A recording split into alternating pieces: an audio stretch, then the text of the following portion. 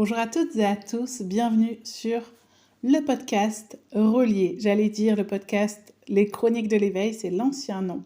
On continue ce podcast un petit peu sur les mêmes sujets, mais à travers ce filtre, cette paire de lunettes, quelle est ma relation à ce sujet, cette personne, cette relation, ce rôle, cette pensée, cette croyance, ce conditionnement.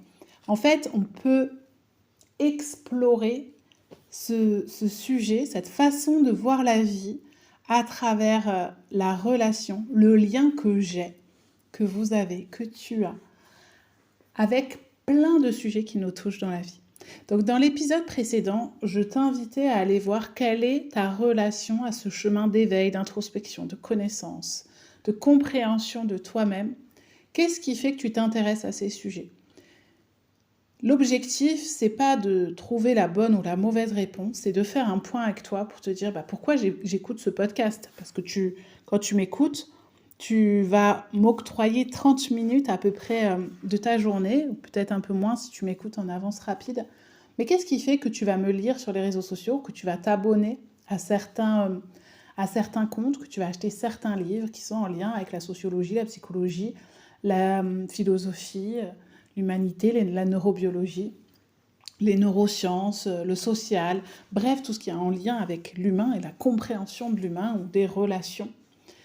Qu'est-ce qui fait que tu ressens un besoin de compréhension, tu te poses des questions, tu as un besoin de réponse?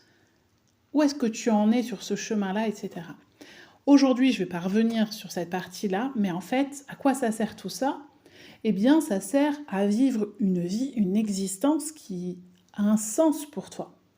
Un sens pas forcément nommé, que tu connais pas forcément, mais un sens dans le sens sensoriel du terme. C'est-à-dire que ton existence, tu as peut-être envie qu'elle te fasse vibrer.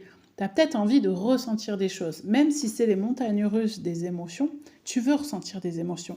Peut-être que justement, tu t'intéresses au développement personnel, la régulation du système nerveux, etc. parce que tu ne ressens plus rien, parce que tu es coupé de tes émotions, parce que tu fuis certaines émotions, certaines relations, parce que tu n'arrives plus à te lever le matin, parce que tu n'as plus d'envie, parce que tu es coupé de la vie.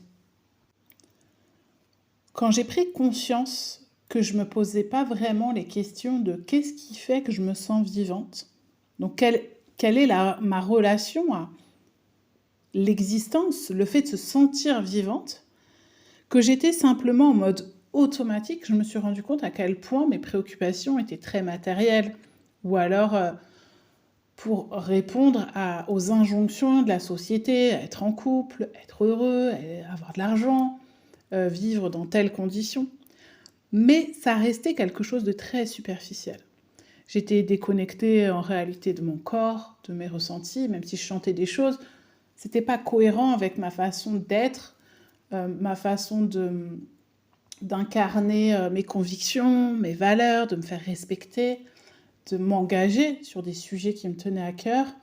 J'avais l'impression d'être quelqu'un qui faisait plaisir, qui était plutôt... comment dire... Alors, là, du coup, j'ai la notion, le regard un peu négatif de ce que ça rendait, mais à vouloir être trop sage, gentil, rentrer dans les clous et dans les cases de ce qu'on attendait de moi, ce que je pensais qu'on attendait de moi, eh bien, il y avait un côté un peu insipide qui pouvait ressortir et qui était désagréable et qui était inintéressant au final pour les autres, mais aussi dans ma relation à moi. Je n'aimais pas qui j'étais dans ce rôle-là, qui était un rôle de protection, parce que mon histoire, ce que je me racontais, faisait que il fallait que je sois sur le chemin de la bienveillance, la personne gentille, la personne qui rend service, la personne qui évite de causer des problèmes ou un tort à quelqu'un, qui évite de déranger, etc. Mais c'était devenu trop dans l'extrême. La motivation, l'intention derrière, c'était une motivation de survie, plus que de vivre vraiment parce que c'était mes convictions. Et je ne me trahis pas en disant ça. C'est-à-dire que se demander ce qui fait, est-ce que être dans cette posture être en relation avec les autres de cette façon, est-ce que je me sens vivante? Est-ce que je me sens exister? Ou est-ce qu'au contraire, j'ai l'impression de m'effacer petit à petit? C'est ce qui m'a amené à me dire, en fait, ça, ce comportement-là, ces valeurs-là, ces principes-là, oui, c'est moi. Et je vais aller jusqu'au bout. Et en fait, plus je me connecte à ce qui me fait sentir en vie, mais en termes de, je sais même pas si sensibilité, sensorialité, j'ai envie de dire, je sais même pas si ce mot existe, j'ai un doute, mais dans le sens de, je prends le temps de m'émerveiller. C'est-à-dire que là, avant d'enregistrer le podcast, je passe devant mon citronnier et je vois 2 petits bébés citrons tout mignons, 2 fleurs qui sont en train de s'ouvrir. Et je m'émerveille parce qu'il y a quelques mois, on pensait que le citronnier était mort. Et que la vie me fascine. Quand ma sœur a eu son fils, mon filleul, il y a 15 ans, l'idée de concevoir que ce petit bébé était dans son ventre, que c'était elle qui avait créé ce petit bébé, j'en pleurais tellement je trouvais ça merveilleux. Aujourd'hui, quand je regarde mon fils, qui a 8 ans, je prends le temps de l'observer chaque jour, de regarder ses mimiques, ses émotions, sa façon de s'exprimer, son humour, sa curiosité. Ça me fait sentir en vie. Et alors quand je me dis, mais c'est toi qui as mis au monde cet enfant, c'est toi qui, chaque jour, contribue à lui permettre d'être ce petit garçon, cet être aussi curieux, aussi beau, aussi intelligent, avec tout aussi ces imperfections, entre guillemets, qu'il peut avoir. Et parce qu'aucun être n'est parfait, toutes ces maladresses, tous ces doutes, etc. Mais c'est pas dans le sens de dire mon fils est parfait, mais c'est dans le sens d'admirer et de me dire waouh, j'y suis pour quelque chose, j'ai contribué à la vie qui traverse cet enfant. Et en fait, prendre le temps parfois de respirer. Moi, j'ai toujours l'impression d'être en apnée. Un peu moins, mais ça m'arrive encore de me dire reprendre l'air, refais une pause. T'es tellement dans ta tête, t'es tellement en mode automatique. Est-ce que t'as pensé à respirer? Bien sûr qu'on respire tous pour vivre, mais sentir cet air qui traverse nos narines, qui nous remplit la cage thoracique, qui gonfle le ventre, et presque comme si on revenait habiter notre corps à ce moment-là, ça a quelque chose aussi qui nous permet de nous sentir vivants. Sentir, là je prends mes mains, sentir, je bouge mes doigts les uns contre les autres, ça chauffe, je sens que j'habite mon corps. Sentir la douceur de ma peau, sentir le froid du fauteuil sur lequel je suis assise, admirer autour de moi ces arbres immenses dont les branches bougent avec le vent, espérer voir un petit écureuil qui monte le long des pins, ça me fait sentir vivante. Le matin, quand je dépose mon fils à l'école, j'habite dans une ville qui n'est pas très très grande, mais avec un centre-ville assez dynamique où il y a du monde qui passe, mais juste d'être au contact de ces gens. Quand je l'emmène à l'école le matin, quand je vais boire un café avec une copine, quand je retourne le soir, quand je traverse ce grand marché provençal, eh bien, la petite fille, la jeune fille qui a grandi à Paris et en région parisienne, elle se sent en vie quand elle est au contact de ces gens. Voir ces adolescentes qui rient sur un banc, voir ces enfants d'une classe qui partent à la piscine, qui traversent la ville, tout ça me fait sentir en vie, me reconnecte à la vie de tout le monde. Parce que j'ai grandi en regardant les gens, tous ces gens vivre dans la rue, dans le métro, aller quelque part et imaginer qu'ils sont en train de traverser ceci ou cela et me dire qu'il y a tellement d'êtres humains qui traversent tellement de choses, qui soient agréables, désagréables, dans la souffrance, mais toute cette vie, sous toutes ses formes, plus la vie de ces insectes, de ces oiseaux, de ces plantes, de ces animaux, de ces végétaux autour de nous, on est entouré de vie, mais on oublie que tout ce monde est vivant. On oublie tout ce qui est en train de se passer en même temps. On oublie que dans notre corps, il y a le sang qui circule, le cœur qui bat, les organes qui sont en train de fonctionner. Parce qu'il y a une intelligence à l'intérieur de nous qui fonctionne sans qu'on ait besoin de mettre de la conscience dessus. Et nous, on passe nos journées à poser de la conscience, justement, sur des choses qui nous coupent de la vie. Parfois, on va mettre l'accent sur une relation qui ne nous nourrit pas, qui nous détruit. Parfois, c'est une relation subie, proche, qu'on ne peut pas arrêter. Mais parfois, c'est une relation qui n'est pas si proche que ça, mais qu'on va s'infliger, où on va passer notre temps à repenser à ce que l'autre a dit, ce qu'il nous a écrit comme message, le regard qu'il nous a lancé, le reproche qui a été fait. Un collègue de travail, un membre d'une association, un parent d'élève, un voisin, une commerçante désagréable, quelqu'un qui nous a fait un geste dans sa voiture, quelqu'un qui nous a grillé une priorité ou qui est passé devant nous à la caisse. Ça peut être quelque chose d'anodin, enfin, je veux dire quelqu'un qui n'est pas spécialement important pour nous. Et on va y mettre beaucoup d'importance parce que notre cerveau est fait pour focaliser sur le négatif plus que le positif.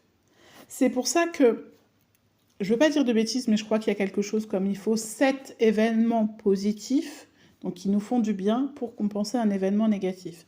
Et c'est pour ça qu'aux informations, régulièrement, on a l'impression de voir que du négatif, parce que ça sensibilise plus les attentions des gens, et encore plus quand c'est proche de chez eux. Et si on met quelque chose sur Internet, sur les réseaux sociaux, et que l'on reçoit, je vais dire n'importe quoi, 30 commentaires, 29 commentaires sont très élogieux, nous disent des mots gentils, etc. Il y en a un seul qui va nous dire quelque chose de désagréable. Eh bien, on va focaliser là-dessus. Alors que peut-être que la personne qui a écrit ça, c'est un troll, c'est quelqu'un qui est mal dans sa vie, quelqu'un qui ne nous connaît pas, quelqu'un qui passe sa vie à faire ça, ou c'est même une intelligence artificielle, un bot et tout.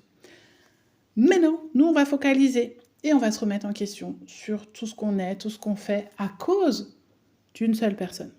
Comme on dit souvent aussi, il suffit qu'il y ait une minorité de personnes qui posent problème quelque part et on ne va parler que d'elles. Ou on va changer les règles à cause d'elles.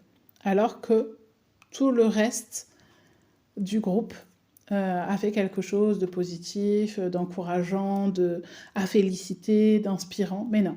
On va parler de ceux qui ont posé le problème, des gens négatifs. Et donc, quand on vit dans cette dualité-là, on va mettre le focus toujours sur le négatif. Parce que notre système de survie, il a peur de ce qui pourrait nous faire mal. Je répète, pour lui, la souffrance égale la mort. Apprendre à réguler son système nerveux, donc à passer d'un état à un autre, être en capacité d'accueillir et de respecter l'état émotionnel dans lequel on est, nous permet de ne pas rester figé, bloqué dans cet état, et aussi de se dire, c'est aussi ça, être en vie.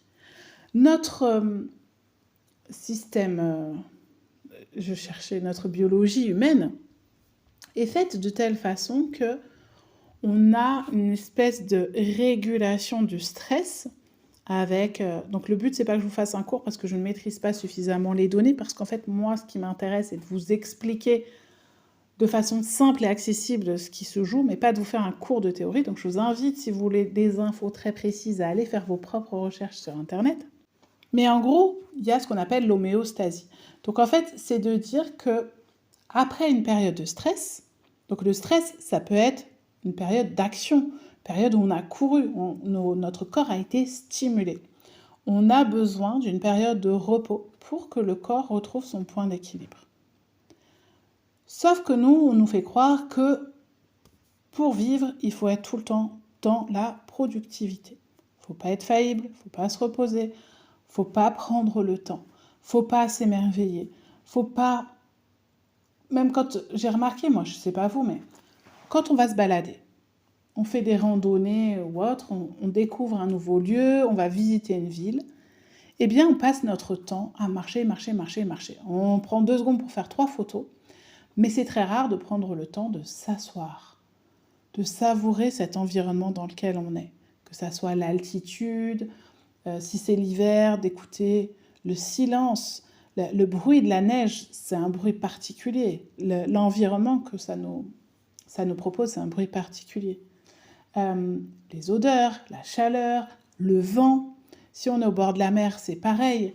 prendre le temps de s'asseoir sur les rochers, de regarder le coucher de soleil, de sentir le vent qui passe dans nos cheveux, de voir toutes ces nuances de couleurs qu'il y a dans la mer, dans l'océan, sur le sable, d'écouter les enfants qui rient au loin, le bruit des mouettes, pas des miettes, et ainsi de suite. En fait, on prend très peu le temps, quand on se balade quelque part, vraiment, de regarder jusqu'à satiété, j'ai envie de dire, comme quand on mange quelque chose que quelqu'un a pris du temps à faire, c'est avalé en 3 bouchées. Et on ne prend pas le temps de savourer, comme dans ces restaurants où on a les yeux fermés, enfin, où on est dans le noir et on pourrait ressentir. J'ai jamais vécu cette expérience, mais j'en ai entendu parler, et j'imagine que ça doit être une expérience vraiment particulière, puisqu'on ne voit pas ce qu'on mange, de découvrir ce qu'on mange, ce qu'on déguste autrement. Un peu comme nous, on aime bien faire des blind tests pour comparer certains produits, et donc de fermer nos yeux et de goûter différents miels, différents vins, des choses qui se ressemblent pour voir si vraiment il y a une différence ou pas. Ou de sentir des odeurs, de parfums, etc. J'ai l'impression qu'on a beaucoup de mal à vivre les choses en allant jusqu'au bout de la sensation. Se baigner jusqu'à ce qu'on n'en ait plus envie, boire jusqu'à ce qu'on n'ait plus soif, manger jusqu'à ce qu'on n'ait plus faim. Prendre le temps de mâcher, de savourer. Prendre le temps de faire un câlin à quelqu'un qu'on aime. Et pas juste faire un câlin et vite le lâcher parce que faut pas trop s'afficher, faut pas trop abuser. Prendre le temps. Je pense qu'on est dans un monde où les gens ont de plus en plus besoin de prendre le temps. Et ça invite à une autre question. Quelle est notre relation au temps? Quelle est notre relation à l'émerveillement? Et donc, pour certaines personnes, je pense, moi, longtemps, j'ai cru que se sentir en vie, exister, c'était performer en faisant des choses extraordinaires. Sauter en parachute, faire le tour du monde en voilier, faire de l'apnée pendant je ne sais pas combien de minutes, monter un business et devenir millionnaire, des choses qui sont extraordinaires. Et petit à petit, je me suis rendu compte que je pouvais me sentir vivante et que ce qui me faisait sentir vivante, c'était l'inverse, ce qui était terriblement ordinaire. Le jour où j'ai changé mon regard sur ce qui est ordinaire, sur ce qui fait mon quotidien, prendre le temps de regarder les gens dans les yeux, de les écouter parler, de sentir le cœur de quelqu'un que vous aimez qui bat, de sentir la douceur de sa peau quand vous lui faites un bisou sur la joue, je pense aux enfants par exemple, ou un bisou dans le cou de votre amoureuse ou de votre amoureux, caresser les cheveux de quelqu'un, ou caresser un animal de compagnie, écouter le chant d'un oiseau, vous allonger sur un transat, sur votre canapé, dans votre lit le soir, sous votre couette, sous votre plaid, dans un hamac, ou sentir le frais du sol sous vos pieds, marcher pieds nus, chez vous, sur le carrelage, le parquet, la pelouse, la moquette. Sentir la fraîcheur de l'eau, là en ce moment qui fait chaud quand vous vous baignez. Sentir la chaleur du soleil sur votre peau. Sentir ou regarder un feu de bois quand il fait froid. C'est en regardant ce qui éveille nos sens, c'est en nous connectant, parce que c'est pas forcément en regardant, ça peut être en goûtant, en ressentant, mais c'est en ressentant ce qui éveille nos sens qu'on se sent vivant. Et parfois, c'est quand on est dans la relation avec quelqu'un. Quelqu'un qui nous fait rire, quelqu'un qui nous fait sentir aimés. Quelqu'un qui nous fait sentir vivants parce qu'on a le cœur qui bat quand on le voit, quand on est avec elle. Le manque de ne pas voir cette personne, l'impatience de la retrouver. Quand on sent aussi qu'on peut avoir une conversation profonde avec quelqu'un, que ça soit profonde parce qu'on va parler chacun et chacune de ce que l'on ressent, on va confier des choses, ou parce qu'on va parler de sujets qui nous tiennent à cœur, ou de culture. Ça peut être l'art, ça peut être chanter, ça peut être danser, ça peut être créer. Qu'est-ce qui fait aujourd'hui que tu te sens en vie? Qu'est-ce qui crée des envies en toi? Qu'est-ce qui fait que tu ne te sens pas vivante? Qu'est-ce qui te tue à petit feu? Qu'est-ce qui te coupe de la vie, de tes envies, de ton élan de vie? Et ton élan de vie, il se trouve où à l'intérieur de toi? Moi, j'ai souvent cette image d'un feu qui partirait de mon ventre, quelque chose qui m'anime comme un moteur qui se met en route. Et là, je sens dans mon corps que tout a envie de se mettre en mouvement, qu'il y a une espèce d'excitation. Donc là, c'est le sympathique agressif qui fait qu'on est dans l'action, on a envie d'y aller, etc.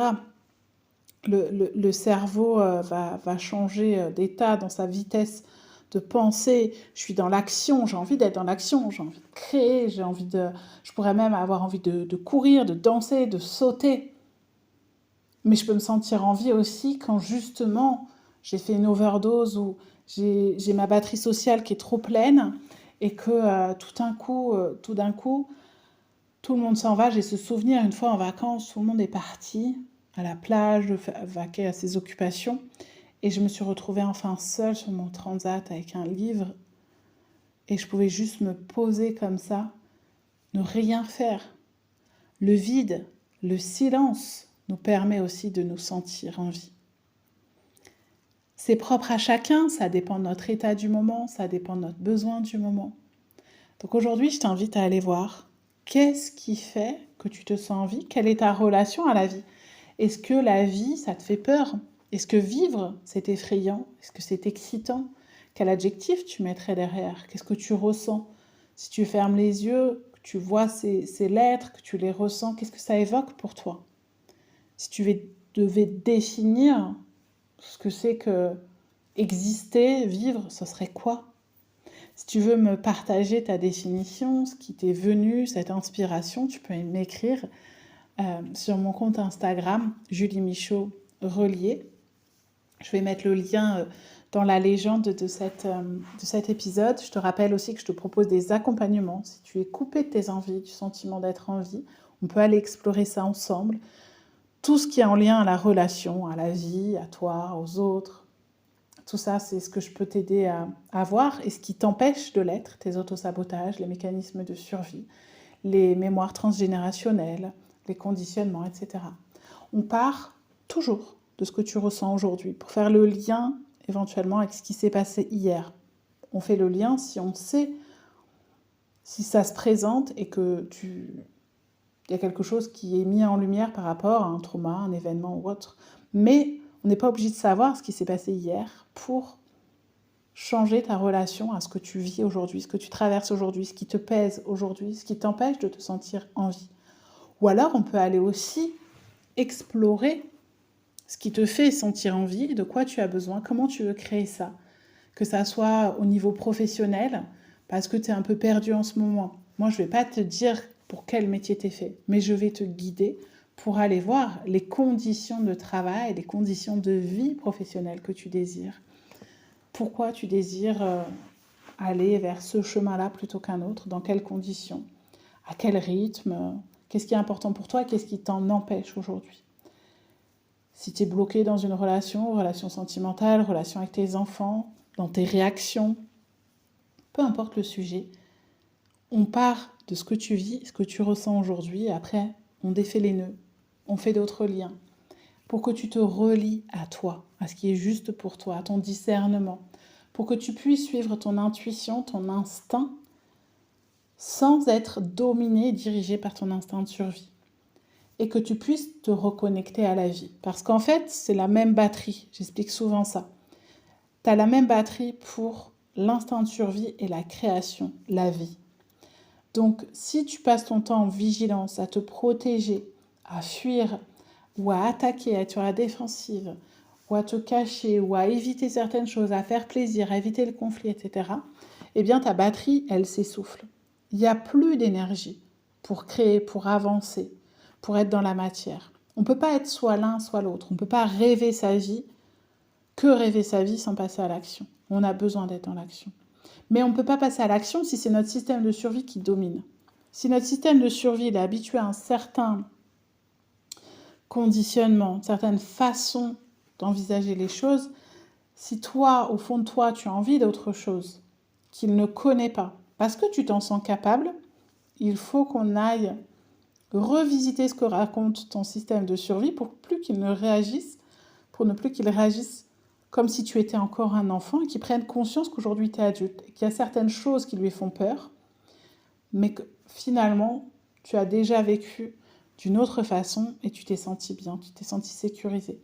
C'est un peu difficile à expliquer parce que ça ne se raconte pas, ça se vit, justement. Et c'est pour ça que dans mes partages, dans tout ce que je transmets, il y a énormément de choses en lien avec le ressenti, la vie, ce qu'on vit, ce qui se passe à travers le corps, à travers nos corps.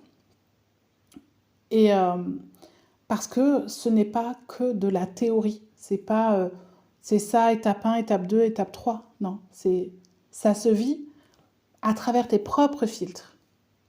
C'est pour ça que je parle toujours de relation, de lien. Ça se lit à travers ta façon de lire ce qu'est l'amour, la vie professionnelle, la relation à toi, l'épanouissement personnel, le bonheur, la richesse, la frustration, les besoins, tes désirs, selon ta propre lecture.